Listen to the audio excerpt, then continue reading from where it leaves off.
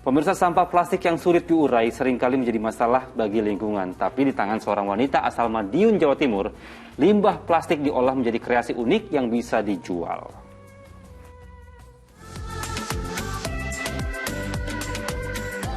Cantik ya? Inilah beragam kreasi bunga serta bros yang terbuat dari limbah plastik. Di tangan Sukini, warga desa Tileng, Kecamatan Dolopo, Kabupaten Madiun, berbagai macam sampah plastik mampu disulap menjadi sesuatu yang indah dan bernilai tinggi. Melihat sampah banyak berserakan, terutamanya sampah-sampah plastik, dan akhirnya saya mengambil dan mengumpulkan satu persatu sampah itu, kemudian saya ubah plastik tersebut menjadi berupa bunga dan keterampilan-keterampilan yang lain.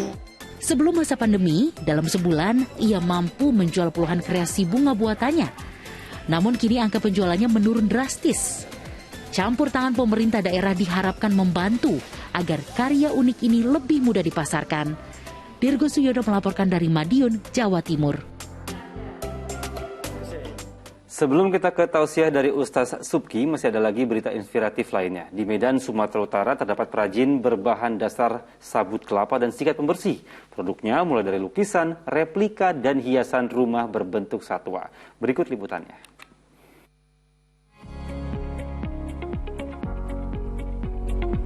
Beragam replika bentuk binatang mengemaskan ini merupakan salah satu hasil kerajinan dari sikat pembersih. Tak hanya itu, ada juga lukisan yang berbahan dasar sabut kelapa. Kerajinan sabut kelapa di Jalan Gatot Subroto, Medan Manunggal, Sumatera Utara ini salah satu UMKM yang telah berkali-kali mengikuti pameran bergengsi, sehingga mendapat kategori sebagai UMKM terbaik dalam salah satu festival UMKM nasional. Usaha ini sudah berjalan kurang lebih 15 tahun yang lalu. Dimulai dari awalnya pembuatan sikat sabut kelapa. Terus pernah pilot. Jadi dimulai lagi pada tahun 2019 dengan inovasi tampilan produk yang lebih banyak lagi. Harga satu kerajinan bervariasi, mulai puluhan ribu hingga jutaan rupiah tergantung ukuran dan bentuk maupun tingkat kerumitan pembuatannya. Meski terdampak pandemi COVID-19, usaha kerajinan sabut kelapa dan serat sikat ini menerima pesanan pelanggan secara online. Tuti Alawi Lubis melaporkan dari Medan, Sumatera Utara. Masya Allah, dengan berbekal kemauan dan kreativitas, mereka dapat memanfaatkan barang-barang yang sudah tidak terpakai menjadi sesuatu yang bernilai ekonomi tinggi.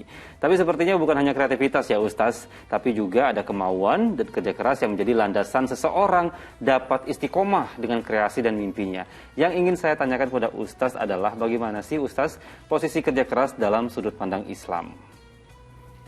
Ya, baik. Kita sesungguhnya kalau melihat mencontoh para nabi, mereka adalah orang-orang yang bukan semata rijaluddin. Ya, bahkan kita dianjurkan menjadi qaumun amaliyun, artinya orang yang selalu bekerja. Dan dalam ayat sendiri dikatakan bahwa kulit malu, ya, wa kulit malu ala makanatikum inni amil. Bekerjalah kalian sesuai dengan bidang yang ditekuni masing-masing. Sesungguhnya Nabi juga melakukan aktivitas atau kegiatan ekonomi seperti ini. Nah, oleh karena itu sebenarnya saya dulu pernah punya guru gitu ya. Itu nggak boleh kalau ketemu dia kerjaannya apa, saya nganggur gitu. Dia nggak boleh nyebut nganggur gitu, karena sesungguhnya kalaupun kita tidak bisa bekerja secara resmi, kita nggak boleh berpangku tangan, kita bekerja. Bahkan dia bilang di rumah kita nyuci piring, nyuci baju, bersih-bersih, itu adalah merupakan satu pekerjaan yang bisa memberikan manfaat. Ya, jadi nggak boleh seorang mukmin itu tidak memberi manfaat buat orang lain. Bukankah khairun nas anfa'uhum linnas? Sebaik-baiknya manusia yang memberi manfaat buat manusia yang lain. Kita lihat ini dari sabuk kelapa ya, dari gambar ini kita lihat betapa sesungguhnya Allah sudah menyediakan bahan-bahannya, tinggal orang itu mau apa enggak. Ya kalau kemudian kita lihat misalnya dari hasil-hasil karya seperti ini, kan akhirnya juga bisa mendatangkan rezeki juga buat kita, ya. Mungkin saya maunya kerja itu ya ada seragam tertentu di instansi tertentu, ya padahal belum tentu ya saat kita menekuni pekerjaan seperti ini hasilnya tuh lebih sedikit, bisa jadi malah mungkin hasilnya jadi lebih banyak. Dan bahkan para nabi juga mencari makan itu bukan hasil minta-minta, tapi ala kasbi yadihi, berdasarkan kerja keras dari tangannya. Peluh, keringat, ya waktu seorang datang kepada Nabi minta misalnya rezeki gitu, kemudian Nabi memberikan dia mungkin kayak kita kapak ya untuk dia ke hutan mencari kayu, dan begitu dia berhasil dan dijual ya kemudian datang kepada Nabi ini dibelikan kurma dan air.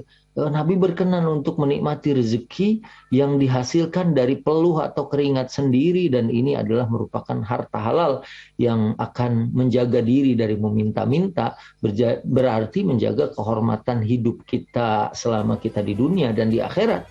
Allah menyukai ya, karena ini adalah merupakan satu perbuatan yang disenangi oleh Allah dan Rasulnya. Maka ya kita akan punya nilai sendiri di dalam atau di mata Allah Subhanahu wa Ta'ala.